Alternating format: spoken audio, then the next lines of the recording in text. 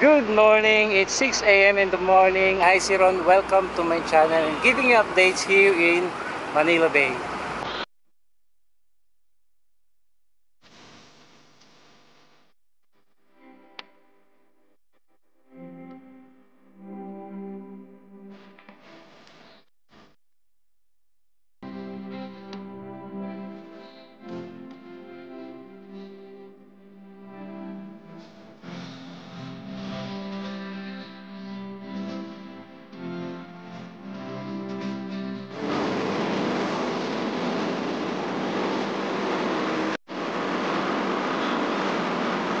Ayan guys, ito yung mga buhangin i-transfer dito paggabi. At the same time, inaano din sa way na rin para makapunta doon yung mga buhangin.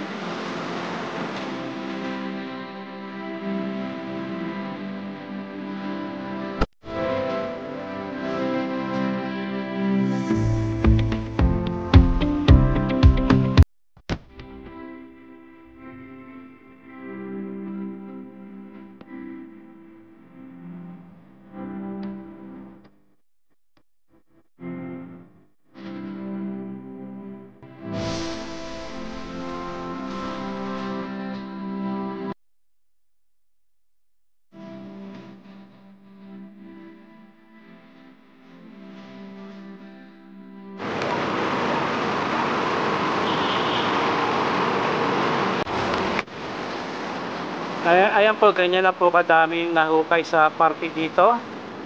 Mga burak at mga basura. Ayan po yung mga na-dredge nila.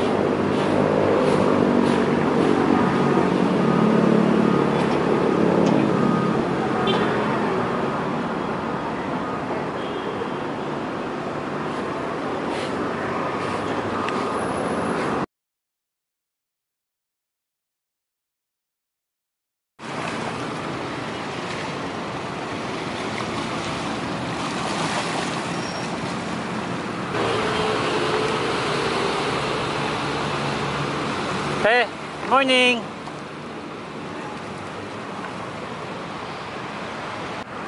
Yan guys, time check, it's 8 o'clock in the morning at tutulong tayo ngayon sa pagkukuha ng mga basura na naano dito sa mga batuhan.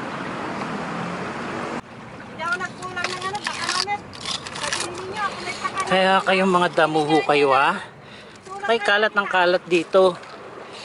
Kita mo na yung dumi-dumi na ng Manila Bay Kaya maaari ba magtapon kayo sa tamang tapunan ng mga basura? Itong mga kahoy na to, lalagay natin sa itaas. Diyan, punin natin yan dyan.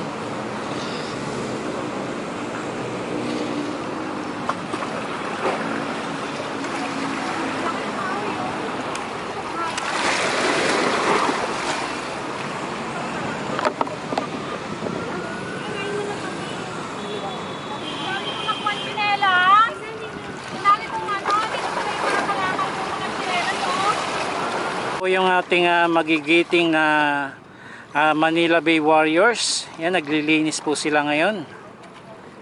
Yan po, mabuhay po kayo.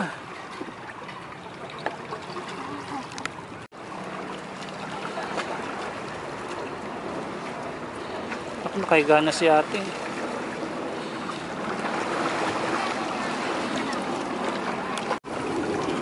Katulad niyan, may mga plastic bottle na nakasingit dito. Yan.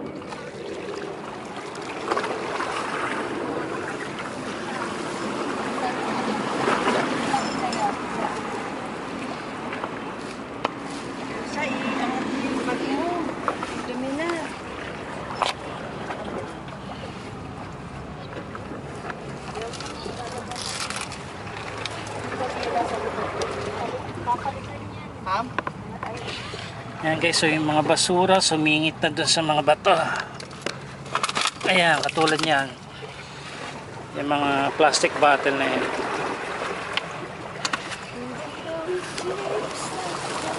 Ayan.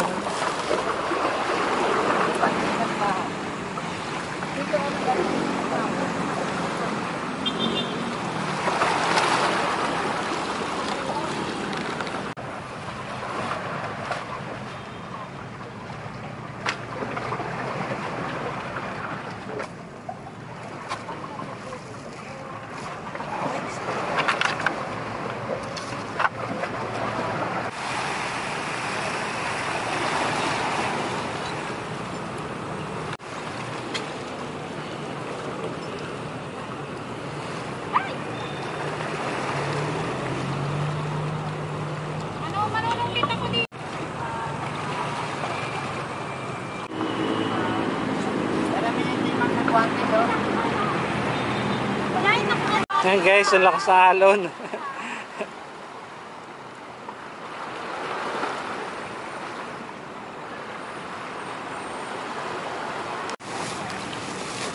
Yan guys, ang problema nga lang dito yung mga basura na nasisiksik dun sa ilalim ng bato. Medyo mahirap siyang kunin, no? Kailangan mo pa talagang humiga para makuha lang yung mga basura na yan.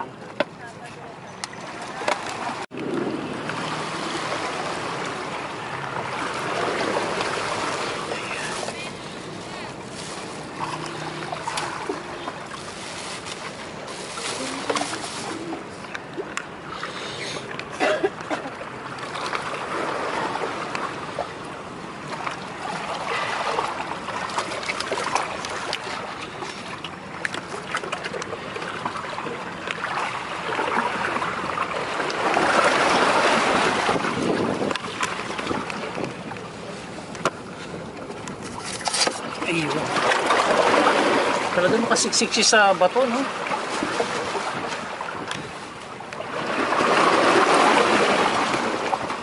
Hindi na ito makukuha. Yung iba talagang ipit na ipit eh, no? Hindi na siya mahihila, oh. Katulad ng sako na to, ayan.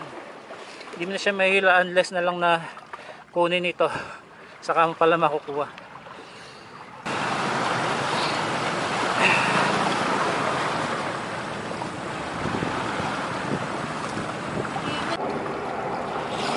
Yan, katulad ng mga basura na yan, yung mga cups na yan, pag inalon siya, sumisingit siya dito sa mga bato.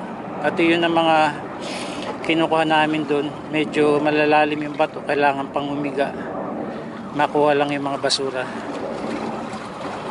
Kaya sacrifice din yung mga Manila Warriors natin dito, Manila Bay Warriors, sa pagkukuha ng mga basura.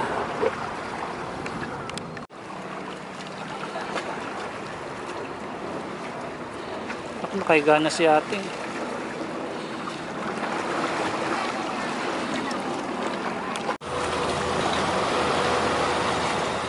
Mabuhay ka. God bless.